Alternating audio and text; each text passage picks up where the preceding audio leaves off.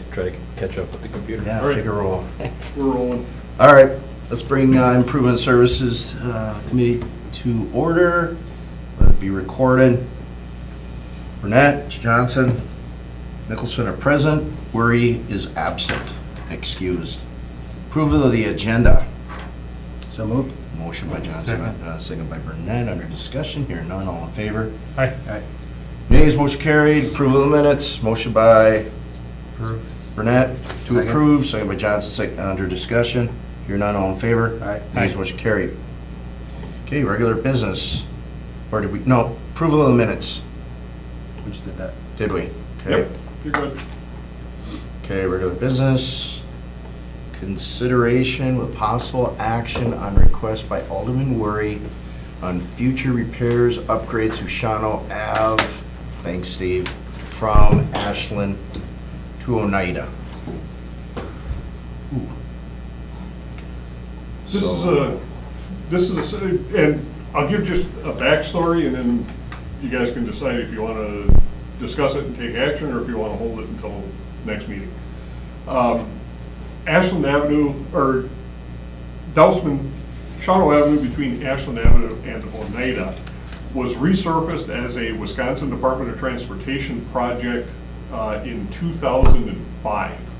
What they did was they did a thin mill and then put an asphalt overlay about 1.5 inches thick over the road to improve ride quality. It was very bumpy at the joints, so they did just a surface overlay, a skin patch on it.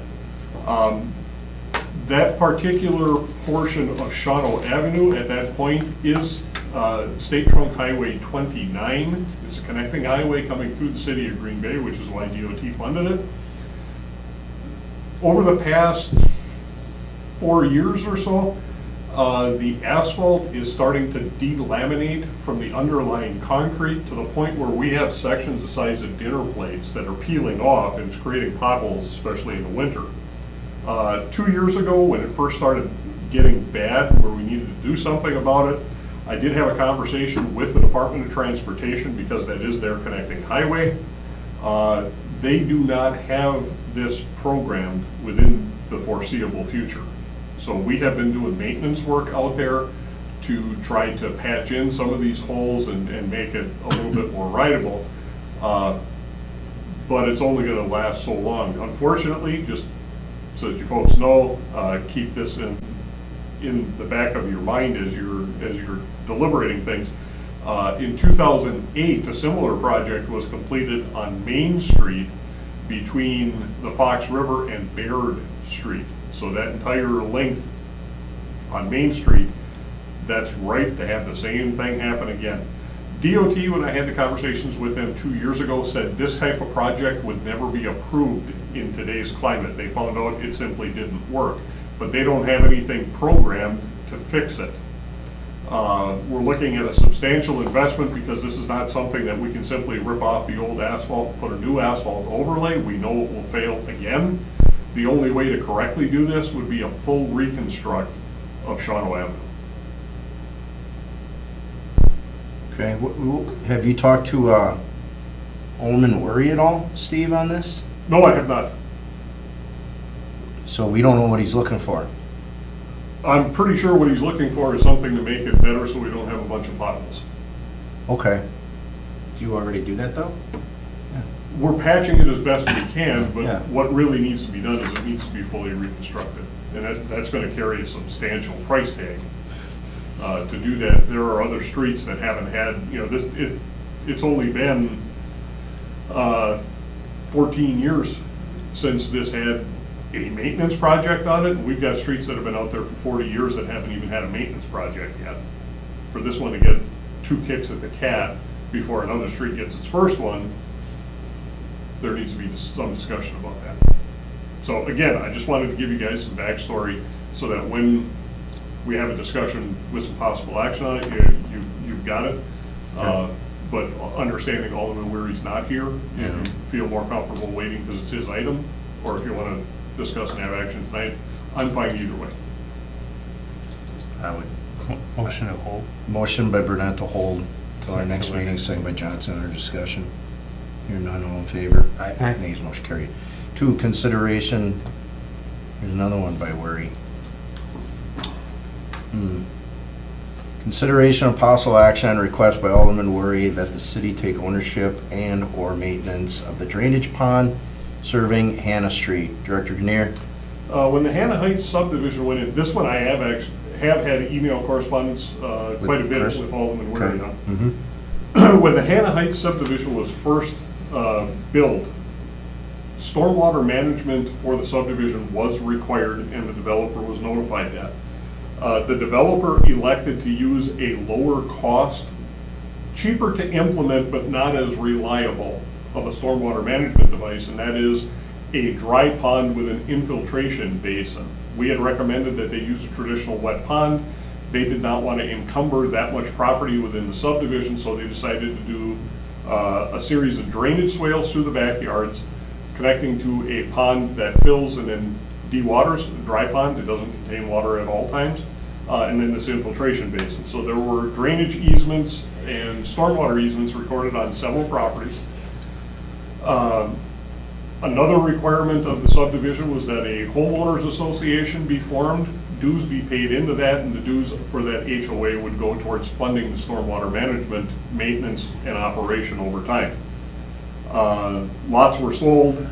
The stormwater drainage easements in people's backyards were filled in to put yards in because they didn't want a drainage swale in the backyard. The easements still retain on the property, but it doesn't function as a swale anymore. The property on the northwest corner of this Hannah and I'm trying to San remember Jose, San Jose Place. I think so. On the northwest corner is where the dry pond is. The northeast corner is where the infiltration basin is. Those folks are left with these facilities sitting on their properties that don't function very well, and the HOA has subsequently dissolved. There's no money to maintain these properties the way that they were intended to. So now the subdivision owners and property owners that have these encumbrances on the property are asking for the city to take ownership, possession of the stormwater management devices and maintain them. As we've stated previously, the city has no interest in them. We didn't want these to be installed. We suggested that a pond be installed. The way that they are constructed and have been maintained to date, they do not function in a way that would allow us to receive the stormwater credit from the DNR for our MS4 permit, which is the only reason that we have stormwater management devices around the city is for compliance with our MS4 permit. And it would be an unnecessary encumbrance on the stormwater management or the stormwater utility to take over a pond that was built against our design and provides absolutely no benefit to the city. So, you know, I've told Alderman Weary in the past that we're not interested in the pond, we don't want it, but he's bringing it before the committee and the council for consideration to relieve the homeowners from their of their obligation and have the stormwater utility take it over instead. Okay. What are the wishes of the committee? I'll make a motion to hold until our next item. Motion by Burnett to hold to our next meeting, second by Johnson under discussion. Hearing none, all in favor? Aye. Ayes, motion carried. 3, consideration of possible action by Department of Public Works to enter into a professional service agreement with Omni Associates for Yes. the design of Gray Street in the amount of $68,800. Director Grenier? A couple of years ago, we received some DOT funding for both Mather Street and Gray Street, and we went through the DOT solicitation process, selected a design consultant to handle both of those projects. That was Omni Associates. The Mather Street project was constructed last year. If you remember, it was probably this time last year, about a year and a half ago, somewhere in there. I had to come to you and let you know that with the change in state funding, the Gray Street project was dropped and DOT was no longer going to participate in that. At that point, we suspended all work on design of the Gray Street project. We'd like to bring that project forward, and because Omni was selected to do the design, they have all the relevant information. The difference being, instead of this being an 80-20 cost share between the city and the feds to fund the design, this would be 100% city funded, but we feel it's in the city's best interest to have Omni continue that design, finish that off so we get the project bid out, and I believe this is scheduled to be, it'll be constructed next year, correct? 20 or 21. I believe. 20, yeah, so it'd either be a 20 or a 21 project. Okay. Any questions or concerns? Move to approve. Motion to approve by Burnett, second by Johnson, under discussion. Hearing none, all in favor? Aye. Nays, motion carried. 4, consideration with possible action by Department of Public Works in conjunction with the Purchasing Department, prior authorization to award a contract for the purchase of traffic signal poles to the low responsive bidder at a staff level upon receipt of bids. Director Ganere. We received a grant, a highway safety grant through the traffic division last year, and it's going to be on the West Mason Street corridor, I believe, roughly from 12th Avenue Military. to Military. So there's 7 intersections along that line that are going to have traffic signal upgrades, and then we're also going to put fiber optic interconnect to allow the signals to work together for corridor progression. The way that the grant is structured, we simply contract with the maintenance contractor DOT already has, which is Bodart Construction here in Green Bay.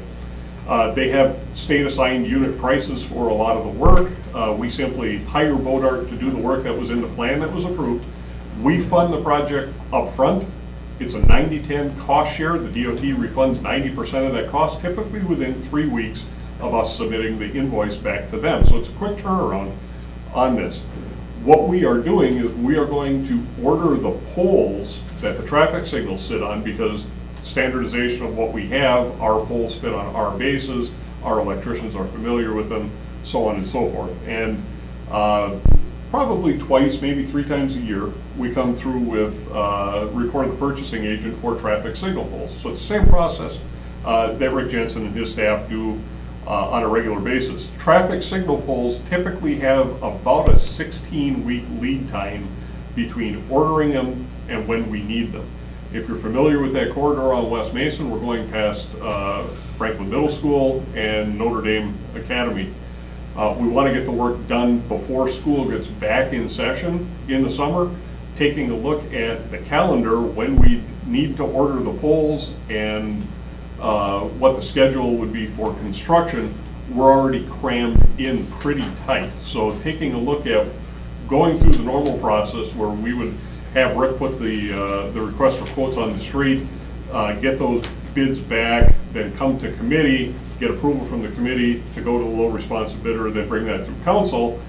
That time delay is going to put us up against the wall. So what we're asking for is we're going to follow the same process we always do as far as going through the purchasing department and awarding to the low responsive bidder. We're just asking if we can cut 2 to 3 weeks off of that procurement process by giving us prior authorization to award it at the staff level and report it out at the next regularly scheduled meeting. Any questions or concerns? Move to approve. Motion to approve by Burnett, Second. second by Johnson, under discussion. Hearing none, all in favor? Aye. Nays, motion carried. Okay, 5, consideration with possible action on the review and approval of 2019 special assessment factors and rates. Director Grenier. We have provided for you in your packet a copy of the proposed assessment rates for 2019. Included with that, for comparison purposes, are the rates for 2018. A couple of things worthy of note. Sanitary sewer, we are looking at holding the mainline rate at $65 per front foot. Sewer with rock excavation at $95 per front foot. A 4-inch sanitary connection, so that's the lateral going from the main line to the house. We're looking at raising that from $1,425 each to $1,475 each. A 4-inch with rock excavation would go up from $2,425 to $2,475. A 6-inch connection would be increased from $1,600 each to $1,700 each. A 6-inch with rock excavation would go up from $2,600 to $2,700. Storm sewer main line is going to retain, stay at $65 per front foot. 6-inch storm connections are proposed to go up from $950 to $970 each. 12-inch storm connections are proposed to go up from $1,675 each to $1,720 each. And a stormwater management fee in lieu of, so that would be if somebody is putting in a facility and rather than put in their own stormwater management, they buy into a city-owned regional facility. They offset that, part of that cost by purchasing credits from us. That would go up from $2,700 per equivalent runoff unit to $2,800. Water rates, these come directly from the water utility, not derived in-house. Residential water main is proposed to go up from $65 to $75 per front foot. Water main with rock excavation goes up from $95 to $105 per front foot. Anybody requiring larger than an 8-inch main goes up from $75 to $85 per front foot, and if it involves rock excavation, it goes up from $105 to $115 a front foot. A 1-inch water lateral or water service on a new water main goes holds at $1,700 each. One with water or with rock excavation goes from $2,700, stays at $2,700. A new or a 1-inch lateral on an existing main holds at $3,700 per each. 1-inch lateral on an existing main with rock excavation stays at $4,700 each. For new 1-inch services or larger, water utility passes that cost. It's an actual cost from a contractor, gets passed directly on to the resident. With all of our assessment rates, they're all based in actual construction numbers. And with the sanitary and storm, we're starting to see an uptick in new residential construction and some new commercial construction in areas that were not previously developed. So our numbers are getting a little truer to actual cost at this point in time. We do back check those using, I think our old numbers were based in about 2005, 2006. And we apply the Engineering News Record Construction Cost Index to them as a back check. Then we get into street construction. One of the things, the primary function of what the vehicle registration fee or wheel tax was intended to do was to eliminate residential special assessments and to offset by 50% other than residential assessments. With that in mind, we still go through and compute what the assessment factor would be and what the equivalent assessment rates in each of the individual categories for pavement construction would be. Then when we run the assessment rolls on an individual project, the assessable footage of property on the project is applied times this rate, but rather than sending individual assessments out against property owners, that dictates how much of the wheel tax money is transferred out of the wheel tax fund into the construction fund to fund individual construction projects. So the assessment factors are still very important numbers for us to understand and approve. So we have gone back and taken a look. Again, the individual types of street and the assessment rates that you see for type A, type B, and type C streets, all of those are a function of the assessment factor you see at the top of the page. So right under where it says proposed 2019 rate, asphalt pavement 150 and concrete pavement 230, those are the two numbers that govern, because the ordinance, the assessment ordinance, actually tells us that for each of the other types of construction, it's a percentage thereof. So if you look on the top of the table right here, those assessment factors are what we're really talking about. Again, the ordinance tells us that a certain percentage, and that's all we do is we take those numbers, multiply times a percentage, and we fill the table in. Okay? So everything on this sheet, Is it on here? It should be in the attachment. How do I get to the attachment? Keep scrolling. Page. Oh, it's coming, Yeah. okay. Okay, so Got again, it, thanks. we're looking at going up on the assessment factor. Asphalt pavement, we're proposing to go from $125 a foot to $150 a foot. And concrete is we're looking at going from $205 to $230. And again, a percentage of that gets applied as the actual assessment number. With that asphalt reconstruction, we reconstructed 2 asphalt streets in 2018, Smith Street and St. George. They were shorter streets, had different clear widths than what the standard street assumed for assessment purposes is. So we took the construction costs, did some proration based on length and width. Asphalt pavement, and with those prorations, that's how we came up to the 150. Historically, going back to 2011, in 2011, 12, and 13, the assessment factor was at $110. In 14, 15, and 16, it was at $115. In 17, we went up to 125. This year, we're proposing to go to 150. That is directly in line with actual construction costs from what we're seeing on projects. Matter of fact, we're kind of hugging to the bottom of the curve on that.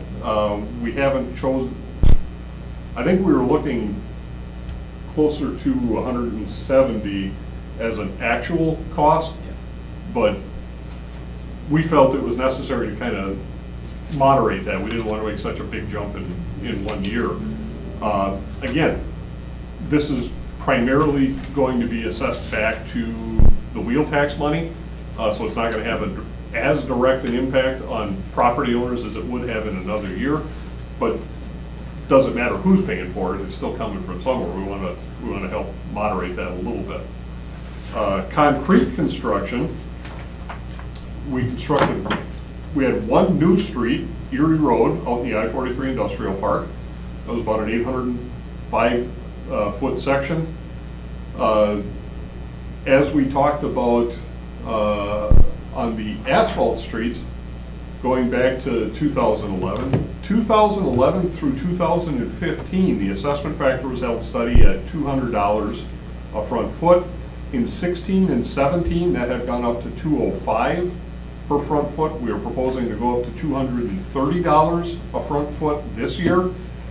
We have seen construction prices in the last 14 to 16 months increase by over 27%.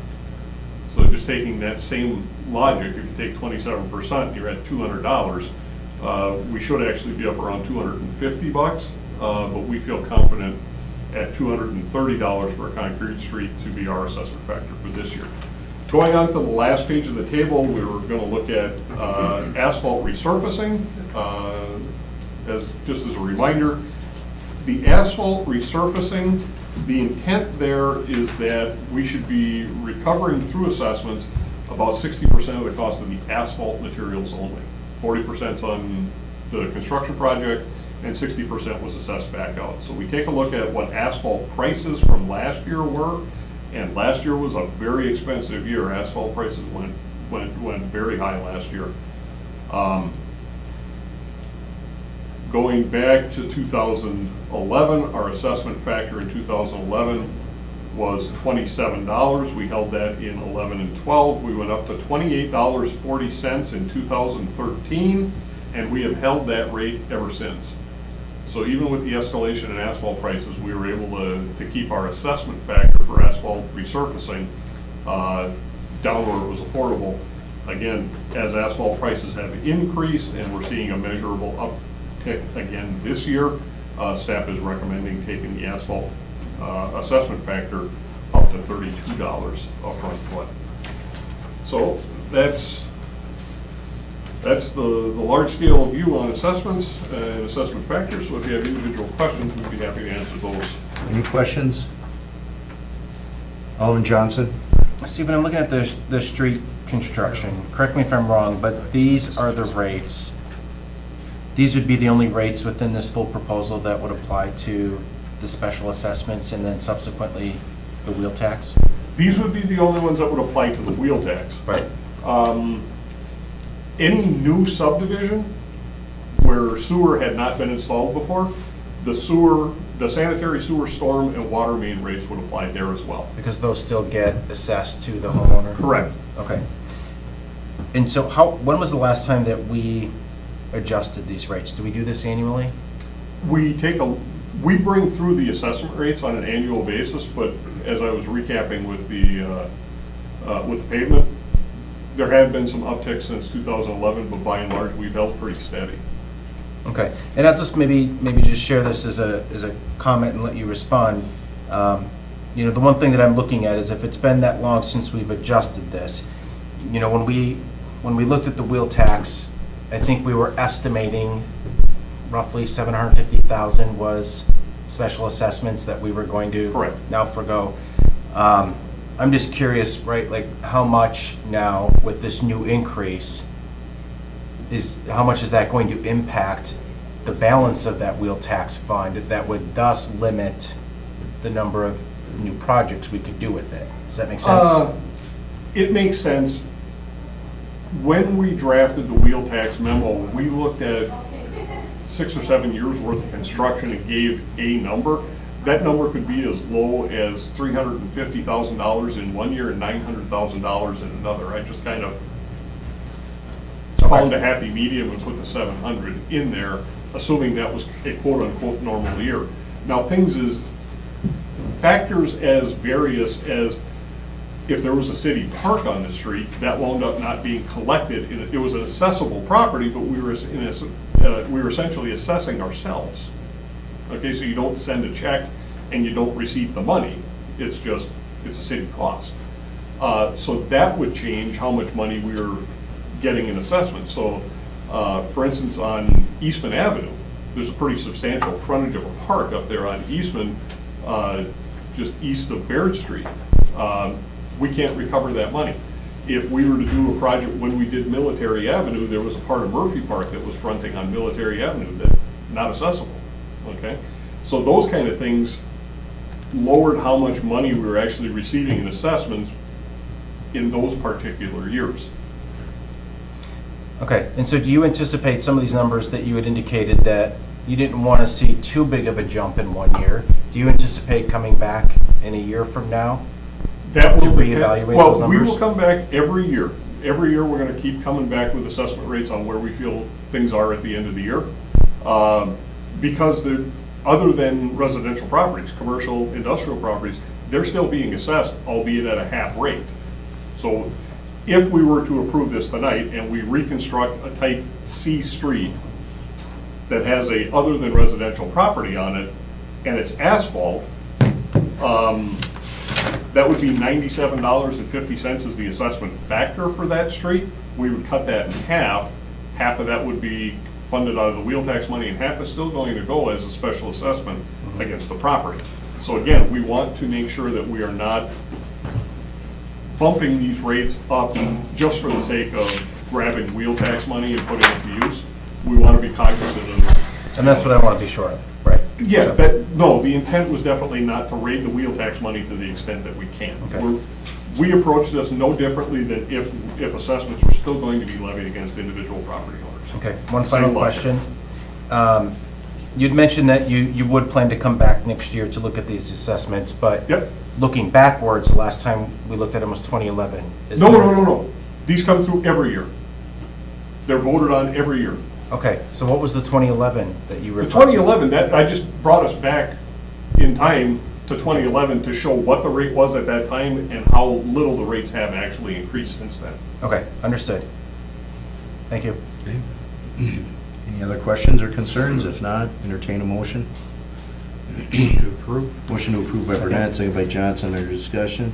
Hearing none, all in favor? Aye. Nays, motion carried. 6, consideration of possible action on report of the purchasing manager. This, Do you want me to read it first, Rick, or? Yeah, no, go ahead. Okay. I'm sorry. No, that's fine. Request approval to award the purchase of half duplex radios and lighting arresters for the SCADA system, SCADA system for the city lift stations to TCIC Incorporated for $73,800. Rick? This technology is a little bit over my head, but I consulted with Matt Heckenleibo, and last year we approved a single source request for TCIC. The equipment that we've been using in our lift station, the SCADA equipment, is from this company, and it's all compatible and interchangeable. So Matt requested a single source request. The director approved it, and I approved it last year. So this is a follow-up to last year's request. I think last year we only did a couple of lift stations, and this year I think we're purchasing about 30 of these radios. So my understanding is the radios communicate with our servers and databases, so keep information constantly flowing on the operation of the lift stations. Okay, questions or concerns? If not, entertain a motion. Move to approve. Motion approved by Johnson, second Second. by Burnett, or under discussion. Hearing none, all in favor? Aye. Nays, motion carried. B, request approval to contract with GridSmart Technologies for the purchase of a signal light control equipment to be used at 7 intersections on West Mason Street as part of the Wisconsin Department of Transportation Safety Improvement Project. Again, this project is the one that Steve alluded to earlier. Working with traffic engineer Hanson rather. We previously purchased this technology from GridSmart. It's the best technology in the industry, and again, this will keep all of our traffic signal interchanges on the same system and interoperable. Right, questions or concerns? The big thing we're looking for here, we want to make sure we're very upfront with you folks. We are looking for a sole source procurement for these GridSmart cameras. The GridSmarts, unlike, if you're familiar with our traffic signal controllers, at a lot of the intersections that we have under actuation, it's a 4-camera system. So there's a camera pointing in each of the ordinal directions down the approaches, and it's mounted on an arm that comes out over the intersection. If you look at the 4 intersections here on Walnut Street, there's a single panoramic fisheye lens camera that operates all 4. That's the GridSmart system. GridSmart really is the only manufacturer that has the detection software in the fisheye type lens that can also do traffic counting, and there's a variety of other applications that we use. It's 1 camera instead of 4 that does a lot of different function. Because there really only is 1 supplier out there, it's not something we can competitively bid, and it does help us with the traffic engineer is actually able to go in there and he can tweak from his desk rather than going out and standing by the cabinet and trial and error kind of thing. We can implement changes and observe how it functions under real traffic conditions. So we're very much sold on the GridSmart. They are competitive in price to 4-camera setups. So we are requesting a single source or a sole source with the GridSmarts. And again, this is also part of that West Mason Street corridor. We're making the initial upfront purchase. It becomes a 90-10 cost share, 90% federal or state money coming back to DOT. Okay, any questions or concerns? If not, entertain a motion. To approve. Motion to approve. By Burnett, second by Johnson. Under discussion, here none, all in favor? Aye. Nays, motion carried. I believe we're at 7, report the award of contract raising buildings for Webster Avenue reconstruction, group number 4, to the low responsive bidder, Best Enterprises LLC, in the amount of $26,900. Last fall, the committee and council granted staff the ability to award contracts relative to the North Webster project, especially for the asbestos abatement and raising of houses. This contract was for the last 4 homes up there. Best Enterprises surprised us. The previous had gone to Badgerland Demo, and Best Enterprises came in with a really good price and actually undercut Badgerland. So for the 4 homes that were left on that contract, $26,900 was a steal. So we're simply reporting out. It was a competitively bid project, run through the clerk's office like every other one, and they were the low responsible bidder. Okay.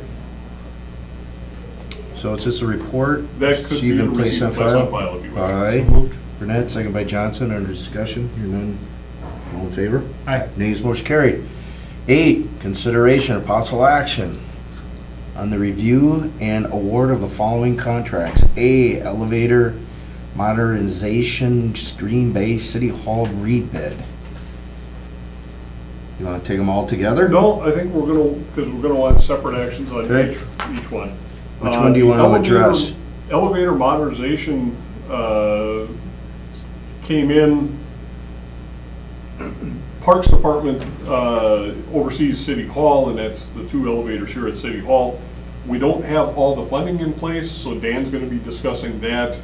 Separately, we are going to request a hold on the award of that contract. We do have plenty of time. We got 60 days from bid opening in which to make the award, so we're gonna request that we hold that one for further discussion. Okay. Motion by Johnson to hold, second by Second. Burnett, under discussion. Hear none, all in favor? Aye. Nays, motion carried. B, Ray Nitschke, Memorial Bridge hydraulic repairs, rebid, Director Grenier. That one, I just handed out a summary. We bid this late last fall and we received no bids. Word we got from the contractors was the time schedule for both responding to the bid and the time schedule for the work that we had listed was awful tight and folks didn't feel comfortable with it. So we met with the contractors, had another on-site pre-bid meeting, walked through some things, rescoped, rebid the project. We received bids on Tuesday, yesterday. Only received 1 bid. It came in at almost $2.95 million. We had this estimated at less than $400,000. Reviewing the bid, the contractor threw everything but the kitchen sink in there. It was one of the most outrageous bids I'd ever seen in 28 years of professional practice. So we are recommending not to award this contract. Questions or concerns? Move to deny? Motion to deny by Second. Johnson, second by Burnett, under discussion. Hear none, all in favor? Aye. Nays, motion carried. C, West Side Municipal Garage Trench Drain Replacement, Director Grenier. That one, I apologize, we do not have the summary for that. In the report, Should we take care of it at council? no. I have it. Okay, it's just not, it wasn't in here. Maybe it's just. You're just talking about the listing of bids? Okay, yeah. So Martell Construction was the low responsive bidder. Contract award would be in the amount of $28,996.50, and staff does recommend award to Martell. Questions or concerns? To approve? Motion to approve by Johnson, second by Second. Burnett, under discussion. Hear none, all in favor? Aye. Nays, motion carried. 9, consideration with possible action on applications for concrete sidewalk builder's license by Martell Construction Incorporated, Director Grenier. They have held a bidder's license, or a concrete sidewalk builder's license with us for many, many years. We are more than happy to recommend approval. Motion to approve by So moved. Johnson, and second by Burnett, under discussion. Hear none, all in favor? Aye. Nays, motion carried. 10, consideration with possible action on applications for tree and brush trimmer license by the following. Got any problem with any of them, Steve? Nope, all of them are good. They've held licenses with us in the past and we're very satisfied with the work. Okay. A, Economy Tree Service, B, Holter Brothers, C, Nelson Tree Service, and D, Yesterday's Trees. Entertain a motion to approve. So moved. By Johnson, second by Burnett, under discussion, here none, all in favor, ayes, Aye. motion carried. Informational, Director's Report, Director Grenier. We actually had a pretty good winter going along up until about the last 3 weeks. Sewer section has been knocking it out of the park, getting a head start on televising and routine sewer cleaning. Before this week, coming into this week, we had 6 full plow operations and 9 spreading operations up to the 4th. We have been plowing or spreading about every other day since then. So we've been relying pretty heavily on all divisions to help fill in. We've got folks from the sewer section, we've got folks from sanitation who've been jumping in on plow vehicles. The fleet division has been doing a fantastic job with that much punishment on the equipment. We're starting to experience some breakdowns just due to mechanical failures, and as soon as we roll them in the shop, the mechanics are getting them prepped, fixed, and backed out on the street as quickly as possible. Engineering division has been busy. We had a little bit of a downtime there for a while. We had one employee out on maternity leave. She came back, and as soon as she came back, we lost one to a medical condition. So we've got him back now. We did have a staff member leave in the fall in our special projects division, but I'm happy to report that as of Monday morning, we have an individual coming to fill that vacant engineering position. And for me, it's a really happy time because I don't even know how to pronounce Kayla's last name. W. Kayla W.